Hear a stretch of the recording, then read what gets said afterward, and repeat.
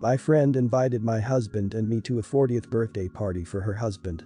The party was going to be at a fairly upscale restaurant with dancing afterwards. We've been working on some remodeling projects, so we've been on a strict budget. My husband and I wanted to attend the party without breaking the bank, so we decided to share an appetizer and entree and only have one drink apiece. When we got to the party, we were ushered into a private party room. When we were seated, we were given pre-planned menus with several options for appetizers, entrees, and desserts. I asked a passing waiter if I could order a la carte instead of getting the pre-planned menu. The waiter indicated that the meal was being paid for by the hosts, and because we're part of the party, we needed to order from the pre-planned menu. My friend is a bit wealthier than we are and has always been really generous about their parties, but I was blown away that they would host 15 plus people at this restaurant. As the meal was ending, the main server approached my friend's husband with the check. My friend's husband seemed to be a little upset and said, "I know this isn't how you normally do things, but we are only paying for the wine. We told you that." I suddenly started panicking inside. I was trying to catch someone else's eye to see if they were panicking as much as I was. One other couple looked horrified, but everyone else seemed calm. I opened the check and the total was $211. I thought I was going to throw up. I have never spent that much on a meal. I held my crap together because I didn't want to make a scene. The couple that looked horrified sidled over to us and we asked if they knew how much it was going to cost and that our friend wasn't paying. They said they had asked waiter too and he had indicated the hosts were paying. I ended up messaging her and said, "Thanks so much for inviting us to this party. We had a great time. Just a heads up for next time, we really need to know if going to a party is going to cost more than $100. We are on a really tight budget, so a heads up would be appreciated. Thanks again." My friend said, "Sorry. Should have given you a heads up. Glad you came." And we haven't spoken or hung out since. I've tried to set up coffee dates and girls' nights, but she just bails or never responds. It's been almost 3 months, and she doesn't seem to want to talk to me at all. Not the idiot. The host broke so many standard etiquette rules. If you plan a party, the expectation given to the guests is that the food and drink will be paid for, unless clearly specified ahead of time, in which case an idea of price should be given for planning purposes and allow guests to decline if it is out of their budget. I feel bad for you and all the other guests for having those sprung on them at the end of the evening. Really ruins the party and the memory of it. At least you know to politely decline a party planned by her next time. Not the idiot. Your friend is avoiding you because her husband made her look bad by refusing to pay for anything other than the wine, which was probably cheap. I'm sure she's embarrassed and doesn't know what to say to you or to others who she was made to look awful by her husband. If you want to salvage the friendship, then tell her that. Send her a text saying that even though you were surprised about the bill, it's not worth losing the friendship if that's why she's avoiding you. If she still doesn't reply, just let it go. Not the idiot. One of my friends recently had a birthday and his significant other planned dinner at a restaurant. We have a wide range of incomes, so she communicated with all of us to see if we wanted to do a prix at $80 per head or do the a la carte menu. Some people didn't want to do $80, regardless of whether or not they could afford it. So we went with a regular menu, everyone had a great time, and we treated the birthday boy. I don't understand why it's so hard to communicate from the start so everyone can have a good time. Yesterday, I attended the wedding of my boyfriend's former piano tutor as his +1. The wedding was quite fancy and everyone was in formal wear for the ceremony and reception, which were held inside a chateau. I am 21 and quite tall for a woman at 5.11. I am also a model. My boyfriend is also tall at 6.5. We usually get stares when we are together, I suppose mainly because of our height. For the wedding, I wore a long gown which was in accordance with the dress code. I also wore 3.5-inch heels with my gown. I didn't think that was unusual, nearly every female was wearing heels at the wedding. At the wedding, my boyfriend and I got some stares, but of course, the main attention was focused on the bride, who was beautiful.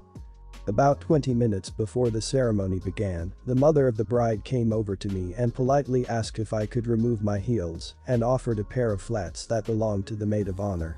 She said that my height was distracting and she was afraid that I'd block the view of those sitting in the back rows. My boyfriend and I were sitting somewhere in the middle. I thought it was an odd request because my boyfriend is next to me and he's half a foot taller than me, should he crouch down. But I didn't want to argue with the mother of the bride. I wore my own pair of flats that I had brought. She said thank you and left. After the ceremony, I thought this meant I could wear my heels again.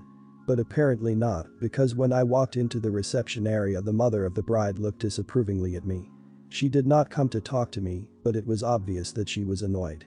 I found this whole thing very odd. I was a very polite guest. I wore a modest dress and makeup, nothing over the top.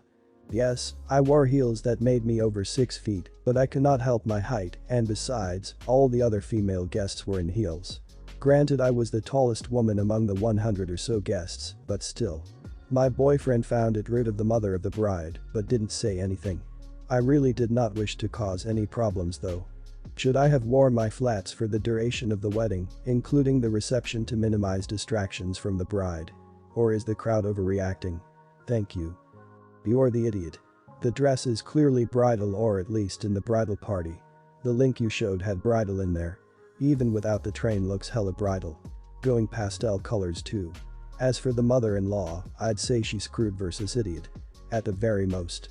As a fellow tall person, I hear you. I don't think you would had any trouble if you were not in a bridal dress. Think about it, a 6 feet tall woman in what easily is a wedding dress. Bride is guaranteed to feel overshadowed. Not the idiot. The mother of the bride was rude. Honestly, I get annoyed with brides obsessed with being the absolute center of attention on their wedding day. I could understand annoyance if you wore a white dress or otherwise were clearly trying to call attention to yourself, but as you said, you can't help being tall. And frankly, I wish people would understand that while their wedding is very special to them, it's just another wedding to everyone else. So people noticed you for a moment because you're an unusually tall couple. If the bride or her mother let this mar the day, they're the idiots.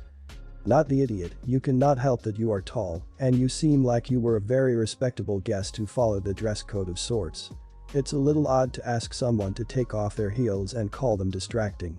You better keep strutting your stuff in heels whenever you please. This reminds me of the multiple times I have been asked to tie back my hair or hide it because it's distracting, unprofessional, or blocking views. Hair and height should not be that distracting.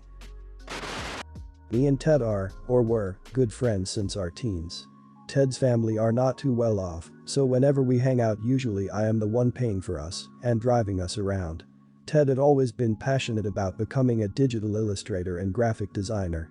He worked hard for his dream and managed to become a part-time freelancer doing commissions while working in a restaurant and continue his studies in the art and design field. About half a year ago, Ted came to me asking for a favor. He wanted to buy a laptop too expensive for him and wanted me to pay for it, promising to return the sum in full in 3 months. I was hesitant, as the laptop he wanted was very expensive, almost a third more than my own laptop. However, I guess as a designer in training, he needed one of the best. So being kind of a screwer, I paid for it. As you might have guessed now, not even a single dime was paid back. I offered to have him pay me a set amount for 24 months, now thinking back, he could have done the same and bought it himself, but he kept avoiding the subject, saying he was too busy working and studying. So one day, I figured I had enough. To cut the story short, I stole the laptop from his home during a visit. The laptop was registered under my name during payment, so I doubt he could or afford to file any charges against me. I dropped him a message before I leave that if he wanted back he had to pay me the laptop's full amount. He begged me to return the laptop to him, as he could not do commissions or study without it. He gave many apologies and all sorts of promises that he would pay back as soon as possible, and even brought up my previous idea of installment pay. I said no, it's either the full amount or no laptop, and I will be using it as my own and delete all his data if he cannot pay me back. I do feel sorry for him as I know the importance of a laptop to him as a designer and illustrator. But I feel like I need to grow a backbone too and stop letting him push me around. Am I the idiot? Everyone's the idiot here. You for stealing his work, not for taking back the laptop. Deleting his files is a crappy thing to do. You wouldn't decide to steal his furniture if you'd paid for woodwork tools. You paid for the laptop, it is yours. But you didn't pay for the worked hours he put into the files on the hard drive. Keep the laptop as it is yours, but give back the files. He's an idiot for refusing to pay you and not being honest about his financial situation if there's a specific reason he's unable to pay. Everyone's the idiot here. You're well within your rights to be pissed he didn't pay you back, but to jeopardize his work and school when you can reasonably assume he doesn't have the money to pay you the entire sum right now is crappy. Get the payment plan in writing and make him include a statement that he understands the laptop is yours until he completely pays you back and that he understands you will either take the laptop or sue him if he misses any payments. Then ask him for the first installment before you return it. Everyone's the idiot here. He shouldn't have asked you to buy a laptop he can't afford and not making any attempt to pay you back for this. I think you planning to delete his data makes you an idiot as well. I think you should give him his files back on a memory stick. He did work on them, and deleting his homework and projects is unnecessary, in my opinion. If your car is repossessed, you get to keep the belongings you had inside the car, they are still your property. It wouldn't cost you anything to do this. My husband Joe and I have been married for a few years. He has a teenage son, Jack, with his ex-wife Kim. Joe and I have a great relationship with Jack, who lives with us half of the time, and we are civil with Kim. For a couple of years now, Jack has been into a sport that I am also into, and last year he decided to train in that sport seriously.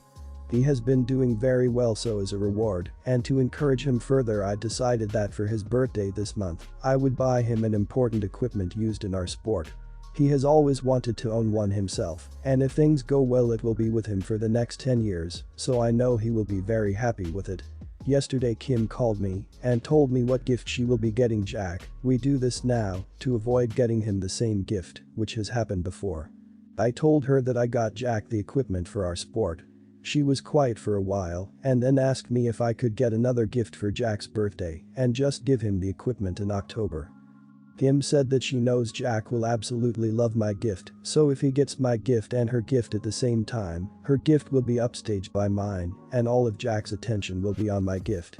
She said she has been saving for Jack's gift for a while, so she would like to see him be happy and thrilled about her gift, and that is not likely to happen if Jack receives our gifts at the same time. I understand where Kim is coming from, but to me, it doesn't seem right to treat giving gifts to Jack as a competition for his attention or affections, that we have to resort to taking turns. Why can't we both give him our gifts and make him as happy as he could be on his birthday, a day that it's supposed to be about him and not about us? No idiots here.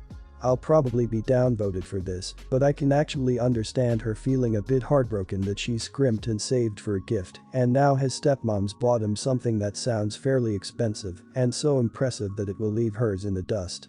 I don't think you need to wait until October, and you certainly don't have to get him another gift, but just to compromise, could you tell your stepson that you'll give it to him the day after his birthday? Personally, I am someone that was brought up in a separated family. I just want to say that I was in this situation a fair bit. My dad always had a bit more money than my mom, and when it comes to gifts that would show. I loved my mom's gifts, but I would talk about my dad's for days and days on end, and because I was so young, I never realized how much it hurt my mom.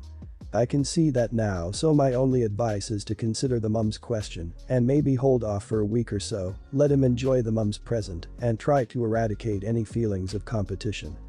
No idiots here, but I would consider Kim's side. Y'all would be getting him something he'd be ecstatic for while Kim's gift might get ignored and she might feel like she's the lesser parent between the three of you. It'd be nice to consider her viewpoint and hold off. It would keep things civil and not make Kim feel like she's losing the son's affection.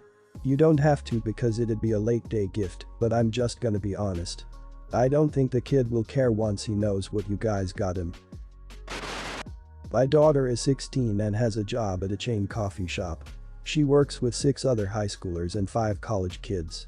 The high schoolers she works with don't like their manager. He keeps their hours just below the threshold for higher pay, doesn't give promised raises, and is just an idiot to work with.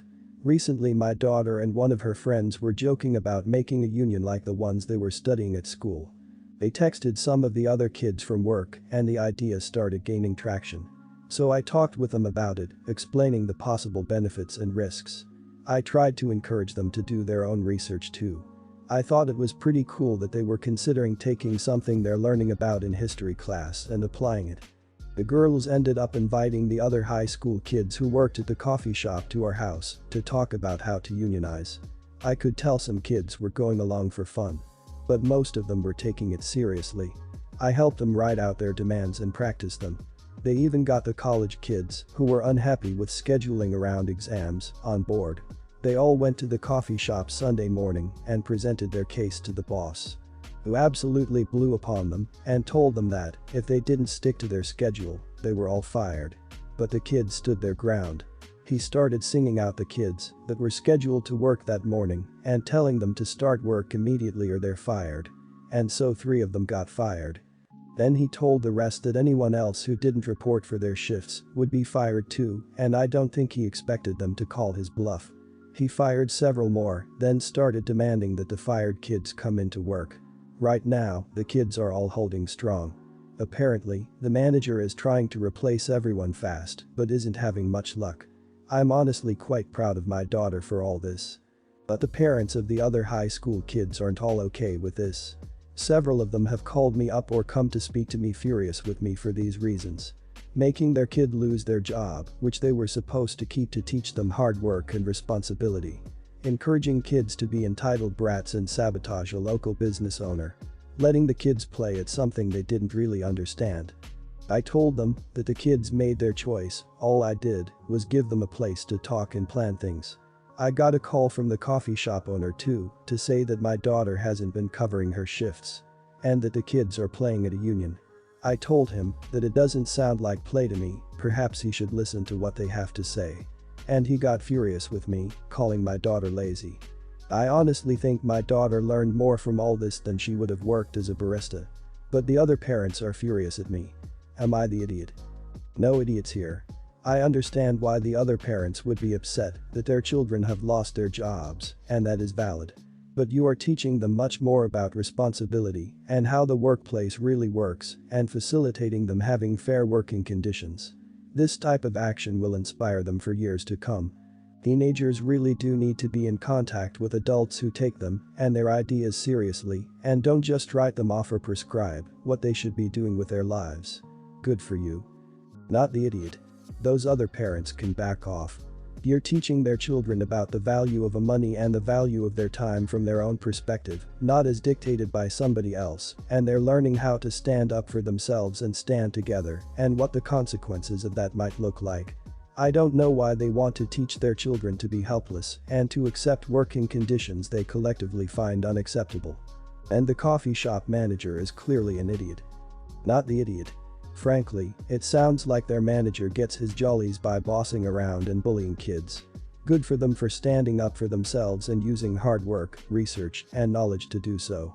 If this was over something silly, then I could see where the other parents were coming from, but as this is about creating an ethical workplace, they're absolutely in the right. If this guy was the boss in an adult career, he could lose his job. But somehow treating young people this way is acceptable. You all are definitely not the idiots.